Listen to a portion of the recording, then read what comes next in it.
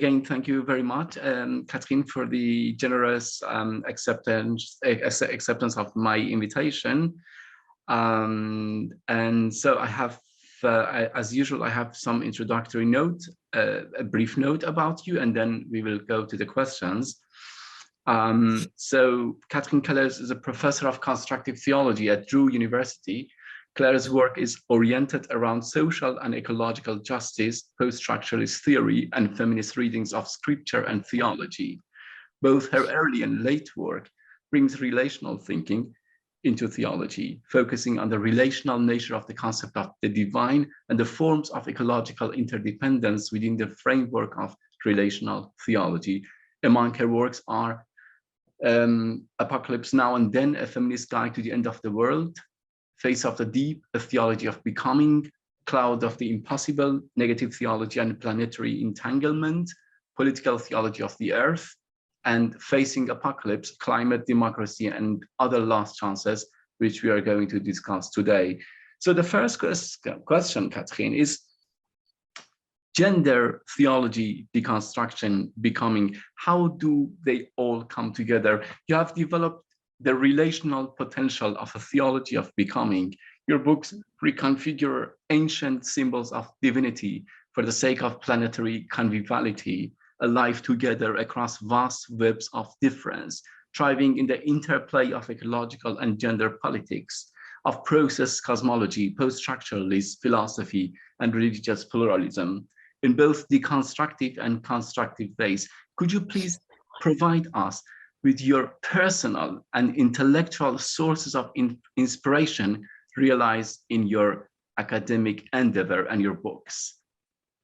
Well, thank you, Madi. That's a beautifully put question, but it's also a complicated one, isn't it? It's opening up quite a dense web of themes that I have tried to weave together.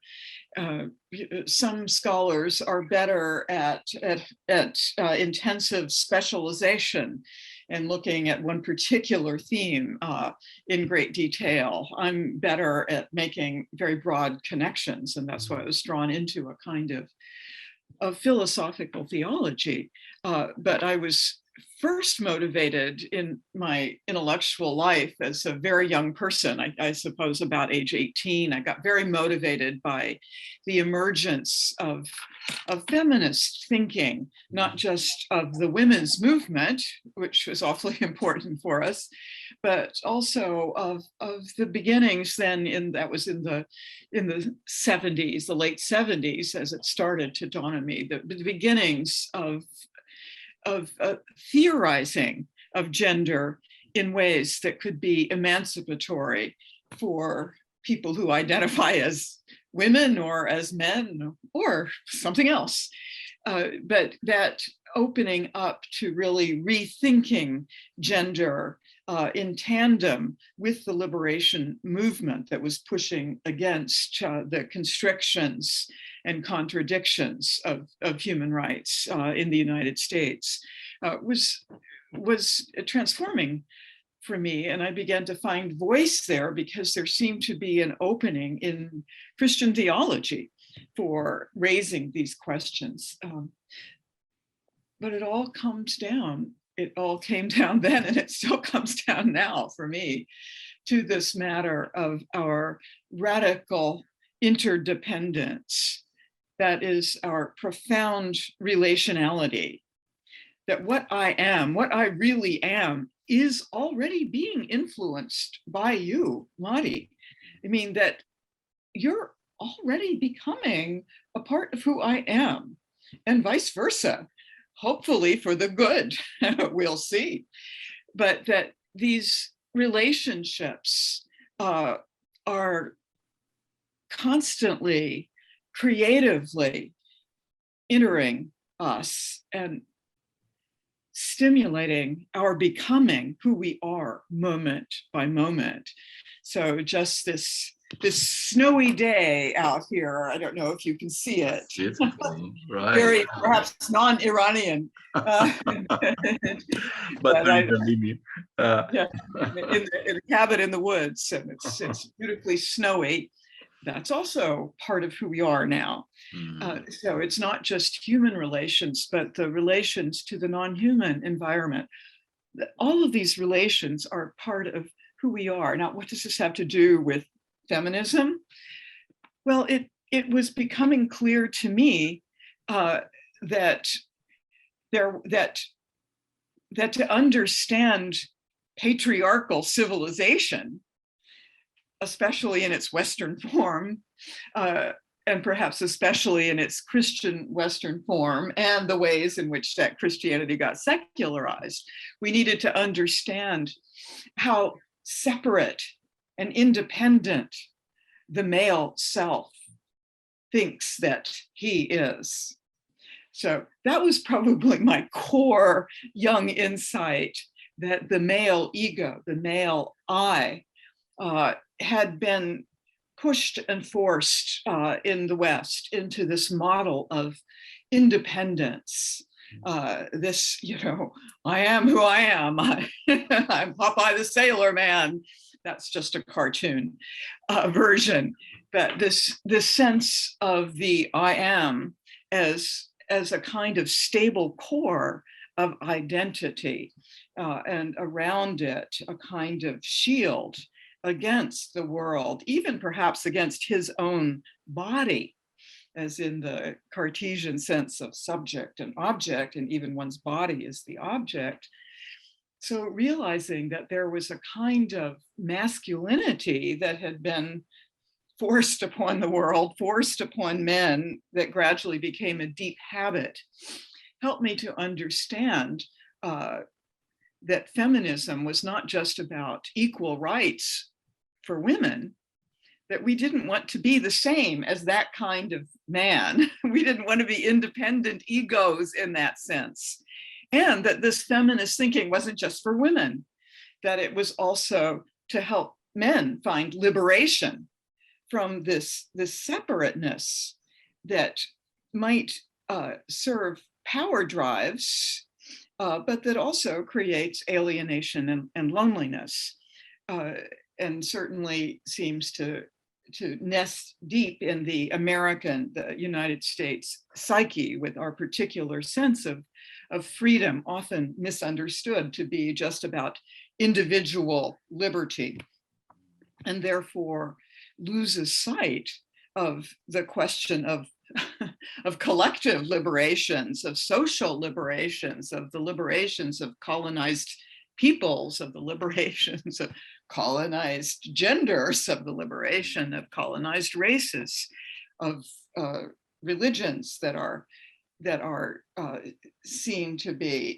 inferior, and therefore put outside of the zone of this self and its truth and its particular rationality. So I don't want to go on too much about that, but you see there's a kind of philosophical problem there, that I had an intuition connected to the gender question, and that was liberating for me to begin to think that that feminist liberation is about claiming a rich interdependence, and instead of seeking the power like a male ego, to feel empowered in and through our relations, but therefore, of course, to insist on healed and just and equitable relations. Right. And I took this then into theology and into helping to rethink how we understand God. That's where I found process theology, and we can talk more about that if you'd like. But with process theology. Yeah. Yeah, definitely. Yeah. Actually, it's one of my questions. I would be happy to hear it now. I mean, what's your relation to transformational and also like process theology?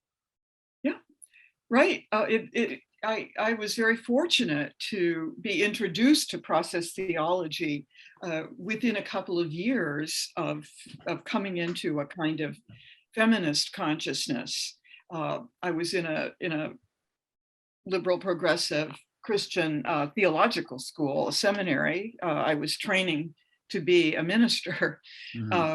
and in a situation where they were inviting women, but I was one of the first to seek ordination. I did not go down that path, but there was a very philosophical professor of theology there who introduced me to process theology and therefore the philosophy of Whitehead. And that is a philosophy that really embraces how all of our selfhood, your selfhood, my selfhood, all of ourselves are events of becoming, but we are events of becoming in relationship. So that I am becoming now, you are becoming now. We aren't just the same as what we were a minute ago. This process is a continuous flow. It carries along great continuities of our history, but there's always a fresh possibility that's being offered. And in process theology, there's a possibility always offered by God in this moment. The divine calling or lure is there, as well as all the other possibilities. But the calling is to become more, more fully, richly oneself in relation to one's world. And therefore, a whole cosmology takes place. This is the cosmology, first of all, of Alfred North Whitehead from Process and Reality, written in 1929, that process theology emerged from. And it's really, it's one of the genius works of philosophy of the 20th century. And it is a whole vision of cosmic interdependence of all creatures at every level, from the electron on up to God, who's not a creature, in the sense that the others of us are, but who is also involved in relations and in becoming. And that was very disarming for me. No longer the patriarchal gods just in control and separate, like a great mega ego, the cosmic male ego. But instead of that very stereotyped Christian image, rather, this God is the loving source of all of life, but is in relationship to all of life and is experiencing all of the life of the universe at every level and is integrating it in God's self moment by moment. So there's a certain kind of dynamism of becoming even in God, though of course God remains utterly self-consistent, eternally self-consistent, and yet able to take in all of the becomings of the universe in their freedom, because this is a God that brings forth a universe of great uncertainty, freedom, indeterminacy, down to the quantum uncertainty, the quantum indeterminacy. So you can see how that cosmic relationality with its theological relationality then became a great source for my rough young feminist relationality. Right. Wonderful. I mean, quite elaborate and enlightening. Yet, you have already written in 1996, Apocalypse Now and Then. Is it because of the insistence and the exhaustion of the apocalypse that you wrote on it again? Yes, you could say that. The books are actually quite different. In Apocalypse Now and Then, which I think came out in 1996, right? I was in a very mixed relation to the book of Revelation, the last book of the Christian Bible, and the book of Revelation called the Apocalypse. I actually was very disturbed by how American right-wing Christians, Christian fundamentalists, were going all the way with the book of Revelation. They were taking it very literally. very differently from the way scholars read it. Scholars read it in terms of the Hebrew and Jewish prophetic tradition. The Christian fundamentalists rip it out of context and they make it a prediction of the end times. And they always think the end times are pretty much, the day after tomorrow, the name of a movie. So the Christian fundamentalists, of course, were the reason that Ronald Reagan got elected in 1980. So I was very disturbed about that whole tendency in the United States of a right-wing political conservatism that on the one hand was connected to very secular capitalism and on the other to this fundamentalist Christianity with its vision that the end of the world is coming soon. And Ronald Reagan was on the record with having a conversation with his friend Jerry Falwell, the leading fundamentalist author and preacher, in which he agreed that the end of the world would come within their generation by nuclear exchange. It terrified me. We had a president who believed this and who had access to the nuclear codes. So that's why I just got very motivated to work on these questions. And it, the presidency changed, things changed. But I saw this as a deep pattern with us. But I also wanted to recognize that the pattern is deep in Christianity. It's not just recent fundamentalists. I mean, the Crusaders used the book of Revelation as a pretext for their violent assaults on the Near East and the Middle East, on Muslim nations. That the book of Revelation was weaponized. So I exposed that history, but I read with ambivalence. I saw that John of Patmos, the author of the book of Revelation, was being misused for different kinds of Christian power drives, national Christian power drives. But I saw that the images were dangerous and could lend themselves to that misuse. So that's that book. I was a little bit worried about nuclear holocaust at that time, but I wasn't preoccupied with it by the time the book was finished. We were in a different moment. But the reason I then wrote this Facing Apocalypse, the subtitle being Climate, Democracy, and Other Last Chances. Oh, you have the actual three-dimensional physical book. Old-fashioned. But the reason I wrote this is just that I'm profoundly concerned with global warming. And I believe the scientific consensus, it's about 98% of climate scientists think that we have approximately 10 years to make dramatic changes in the way we organize our world, the way we use energy, and therefore huge reductions in fossil fuel use and therefore in carbon emissions, right? It's very scary because to avoid catastrophic levels of climate change, we need to make huge levels of change.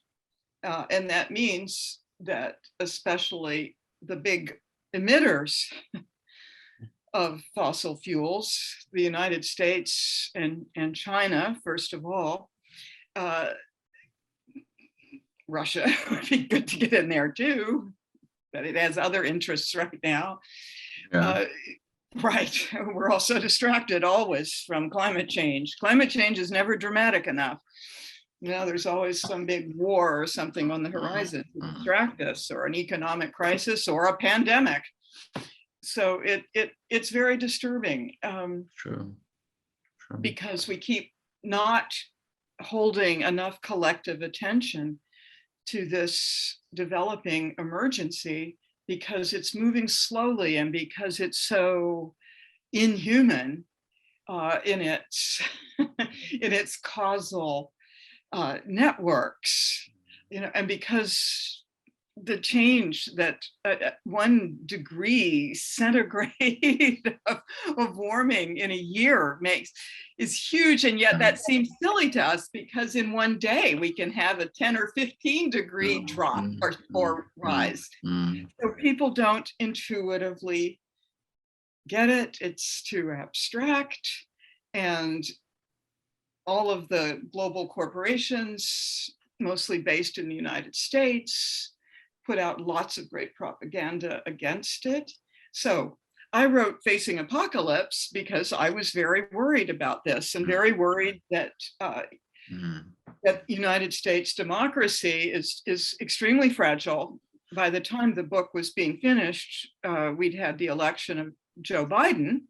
So they're somewhat more hopeful tone, but I knew that that might be very short-lived, and that Trump or someone like him could come in again very soon, and that could spell doom for a healthy planetary future for our species.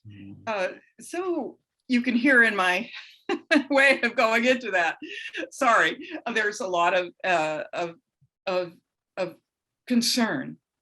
So I thought that a new meditation on the Book of Revelation would be in order, because I suddenly felt a new closeness to the author of that book. Not because I thought he was predicting climate change, but he is prophesying. Right. That's also actually that's also my question, that you make this big difference. I mean, this difference is really foregrounded in the book, the difference between prediction and prophecy. And I would be thankful if you could elaborate it, at least methodologically, in your relation to the book. Yeah, thanks, Marty. That's the crucial question. If one reads the Book of Revelation in context, then it is a great work of prophecy in the tradition of the Hebrew prophets, a tradition that I believe Allah also communicated with, and that the great prophet of your tradition also stands in. Muhammad claims this long tradition of the prophets, and Jesus would be one of those prophets.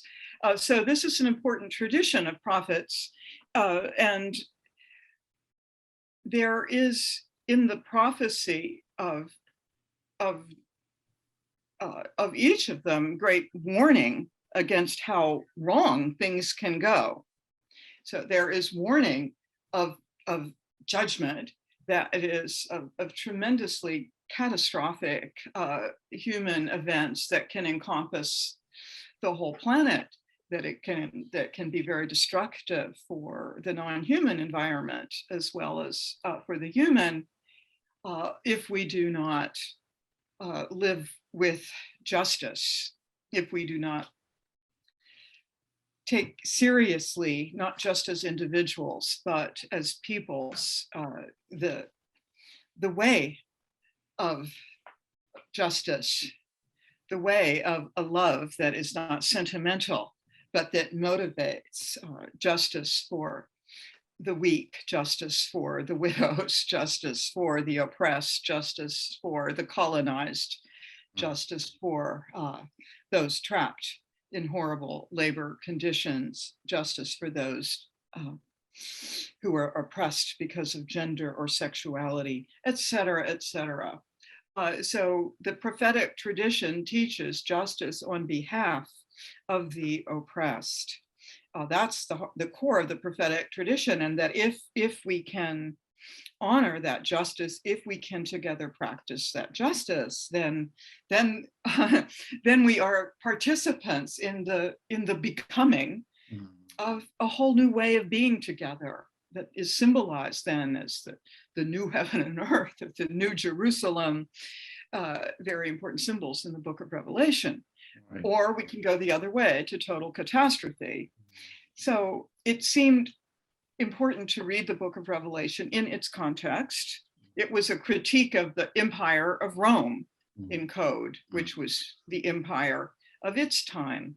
It was not criticizing Right. the neo-imperialism of the United States or of global capitalism, but one can metaphorically take those prophetic symbols directed at an ancient empire and meditate with them on the relevance to our current situation and the way our current global empire with its forms of colonial injustice is also threatening great levels of destruction and in a way that brings into play the whole earth and in very planetary ways. So I think what pulled me into it in terms of my worry about climate change and the environmental effects is the passage in the book of Revelation after the opening of the seventh seal.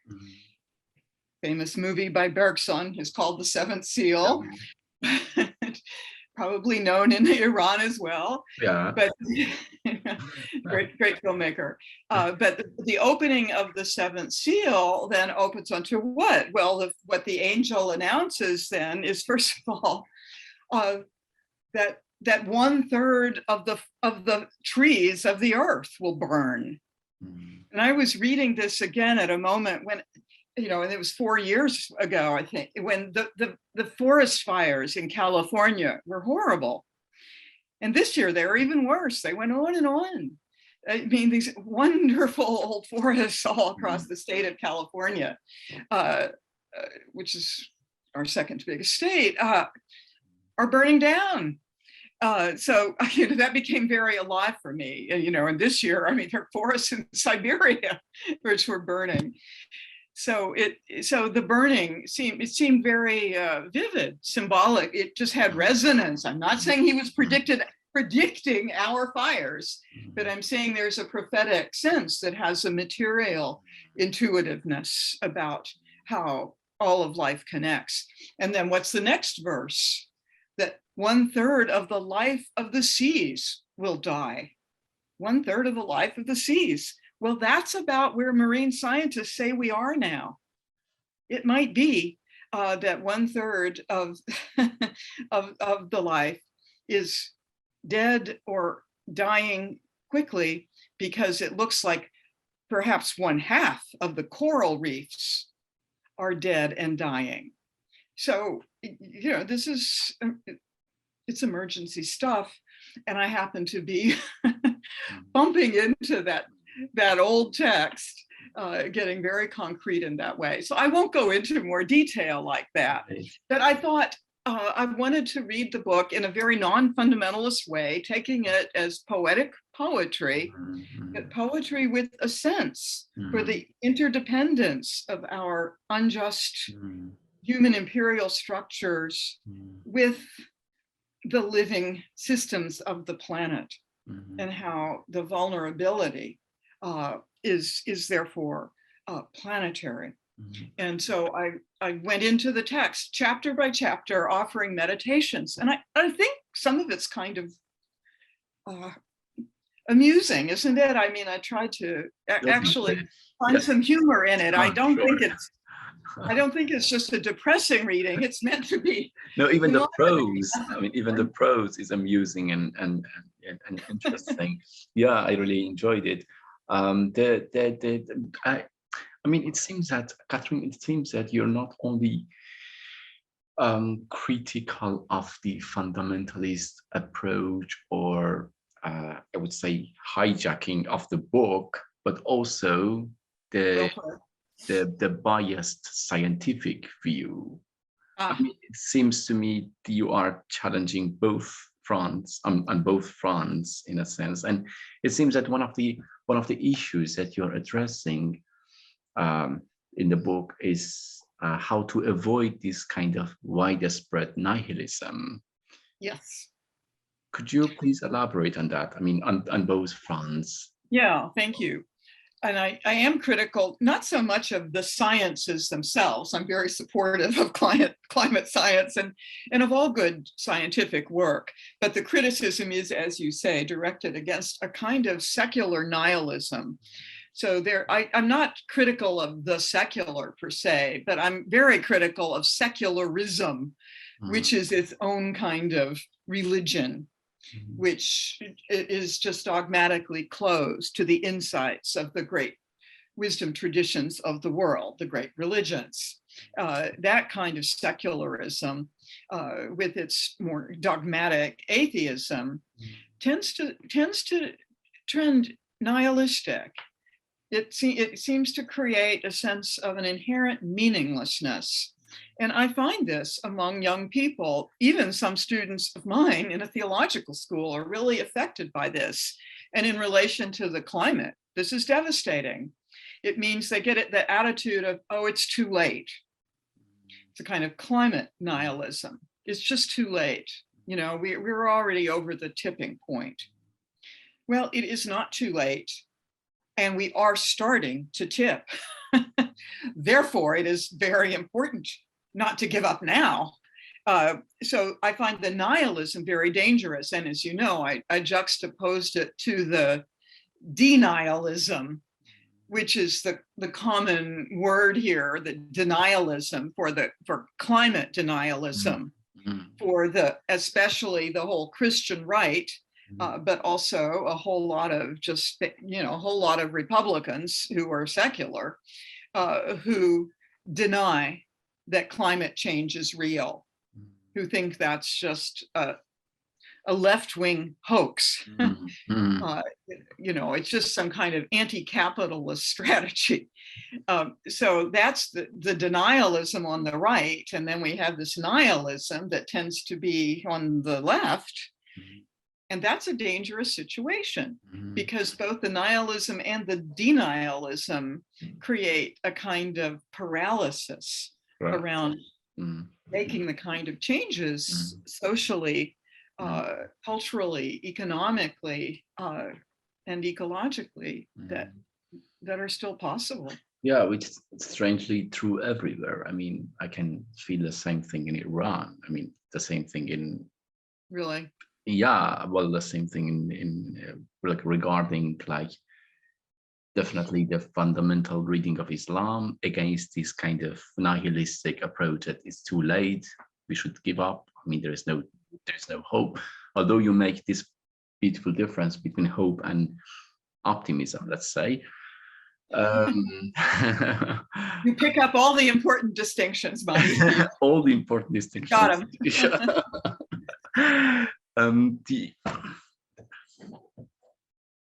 There is another question here that I found. At the heart of your project, Catherine, is a resistance to a deterministic view. The interesting thing about it, which echoes something transdisciplinary, is that more often than not, the deterministic views are sexist, which might be rooted in the masculine sense of determining or totalizing. Are they, or can they equally be racist and colonial? Oh, absolutely. I mean, the determinism that worries me has deep religious roots. The determinism is not biblical, and I believe it is not Quranic. And we have in the Abrahamic tradition understandings of a very powerful God, but not one who is all determining. Otherwise, there would be no problem. There would be no sin. There would be no call to convert, to transform, to repent, right? So there is, however, a temptation in, I believe, all of our Abrahamic traditions to interpret the power of God as a kind of all-determining omnipotence. The Bible has no term omnipotence. If it's in any Bible, it's just a bad translation. There's a notion of power, of a powerful God who influences all things. Yes. And my process theology believes God is influencing our conversation even now, but not determining it. The influence is an invitation. The influence is a call. And we respond to that call or not. We respond maybe a little or maybe a lot, maybe consciously, maybe intuitively, maybe instinctively, or maybe we repress it. But one can understand divine influence as all pervasive and as having cosmic power, but not as all controlling, not all determining. This is so important, even just in my own teaching with my theological students, because they're often so confused. And if they're given a chance, they admit that they're tied up in knots about how can God, who is omnipotent, allow such horrible evil to take place? The Crusades, the Holocaust, climate change, the enslavement of 10 million Africans. I mean, how can God allow these things? And, and Christian determinists have to come up with horrible explanations. Well, God wanted the Africans enslaved because it was the only way to convert them to Christianity.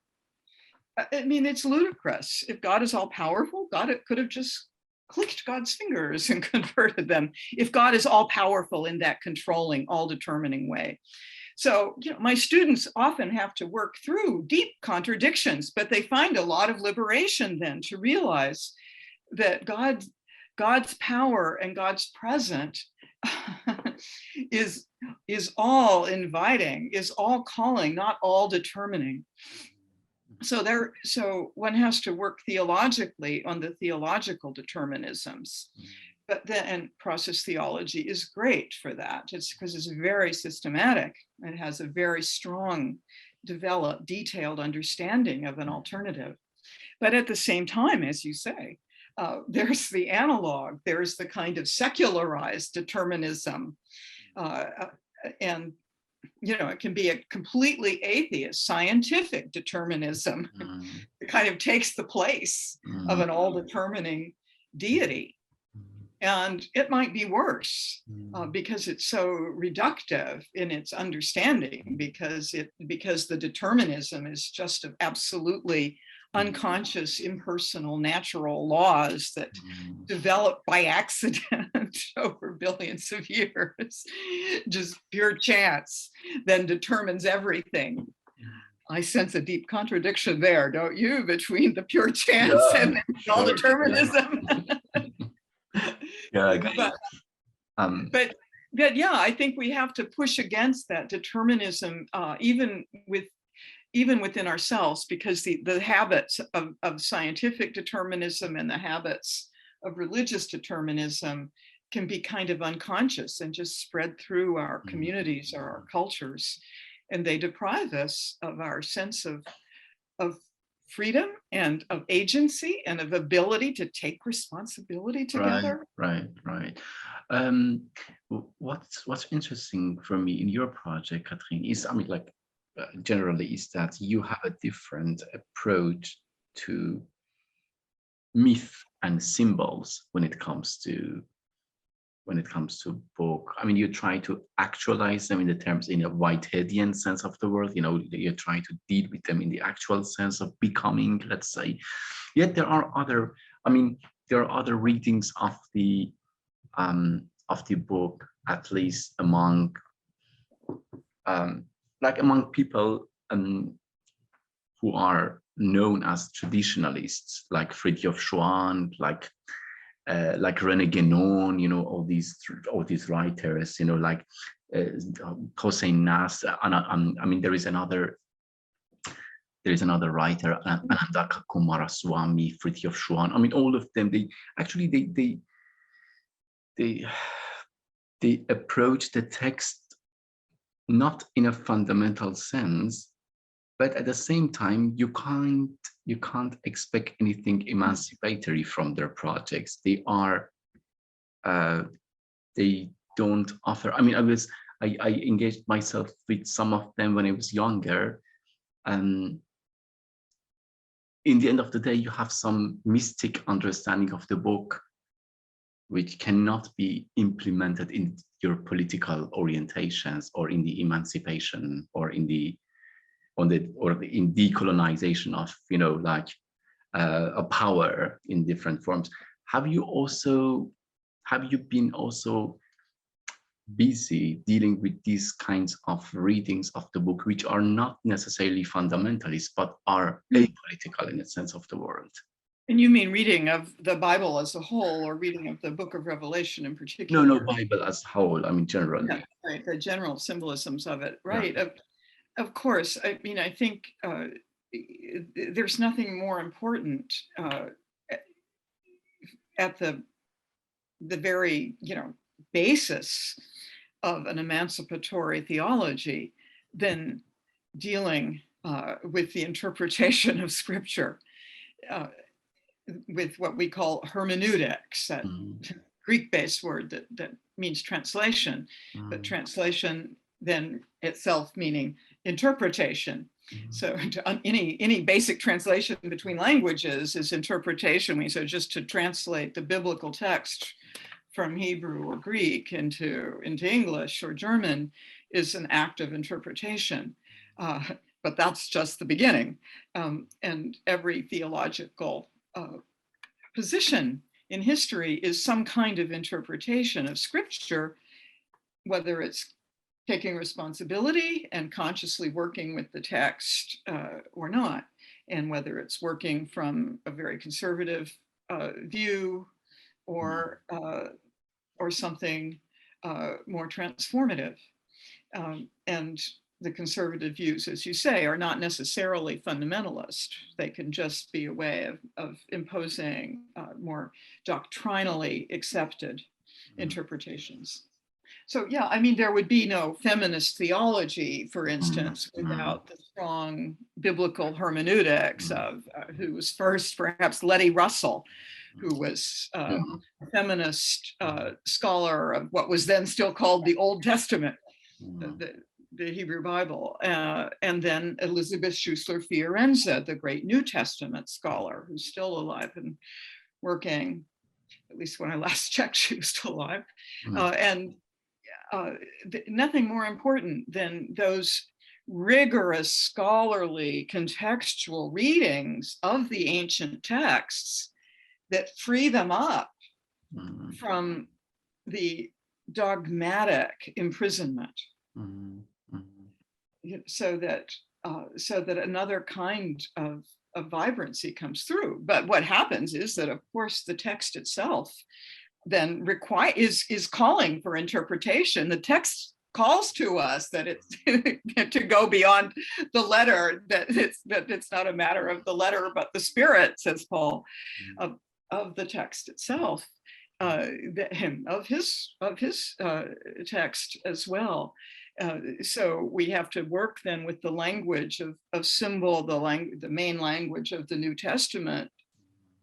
The true sacred language is parable. That was clearly Jesus of Nazareth's preferred way of communicating, in parables, understanding apparently that a lot of people would not understand them, that they would be enigmatic, that they would be puzzling, because these ultimate truths can't be simply grasped. They must not be treated like simple objective dogmas, like facts. That's why the language of parable is deliberately making us struggle to understand better, so that we get an illumination. Of course, there are the moral codes, the ethics, the commandments, and Jesus never questioned those 10 commandments. Go ahead, take it literally, don't kill. But that gets troubling for these traditions too, because they do lots of killing, and yet they impose literal interpretations. So yeah, but it happens to be the liberal and progressive sides of the religious traditions, of the Abrahamic traditions, that emphasize interpretation, that that call us to take responsibility for the interpretive work, that we always have to do new, again, now, in our context, today. or else the language gets stale, fixed, and possibly oppressive. Right. I'm just a bit worried about your time. I see what you mean, but we'll just go ahead till 6:30. Okay, I have just one last question. 5:30 after all. Good. Yeah, I have just one last question, I mean, relevant to what you just mentioned. That what is the answer of Catherine Keller to those who protest that turning to a theological mode of discourse in the face of our species' present social, political, and ecological problems is probably a regress into the very source of the problems? Oh, it can be that, exactly. But that's why I think some of us need to do theology. That is, we have to expose the regressive uses of our traditions. Right. And we know those traditions much better than secularists who just stand outside and say, ooh, that's bad. Ooh, that's a lie. So those of us who are trained in it can deconstruct the tradition from within. That is, we can show where it is getting misinterpreted, where it is getting misused. And we are not in the world, we who work in a liberative way, in a feminist, in an ecological, in a social justice way with the Abrahamic traditions, we're not trying to convert secular people. That's not our mission. We're actually trying to convert people in our own flock. So I teach a lot of young men and women who become ministers. They become pastors. They go and preach to hundreds of people. So for me, teaching an alternative, a liberating form of Christianity, a social justice, pluralist form of Christianity that respects Judaism and respects Islam as also genuine revelations. I teach that to my students who become pastors, and they teach that to many more people than I can reach. And I try to teach teachers who also teach students. And so, but I'm trying to teach people who are working mostly within Christianity. Some of them not. Some of them go and they teach world religions, and I love that. That's great. They teach more religious in pluralist setting, but all of my students are teaching, even in philosophy, some connection to religion and often to Christianity. So that's the work of people like me, to give resources to liberate the prophetic tradition from these oppressive misuses, to liberate it to be an inspiration for social justice. It is the source of the social justice revolutionary movements in the world. It is, you can track it historically. It's the prophetic traditions of the Abrahamisms are the sources for then the modern secular liberation traditions. But they develop in their own way. But for me, it's important to then help to teach the great number of people, mostly Christian in my case, who are still practicing Christian and who are still caught in more oppressive uses. Because it's at least 40% of the United States who are quite firmly Christian, and probably another 20% who are pretty much Christian and interested in those symbols or affected by them. So it's that public that I and my colleagues and students have to get to. Not to convert them to secularism, but to convert them into a kind of theology that allows them to be in good solidarity with social justice and ecological secular movements. Perfect. I can't agree more. That was so beautiful. I mean, I really enjoyed this conversation with you. I was very much looking forward to it. And I'm happy we finally made it. Delighted too, Madi, and I have to say, let's do it again sometime. Definitely, I would be definitely happy to repeat it in a becoming again with you. Let's do that sometime before the year is out. And Sure. having done it once, then it's much easier the next time. Sure. I would be honored. Thank you very much again, and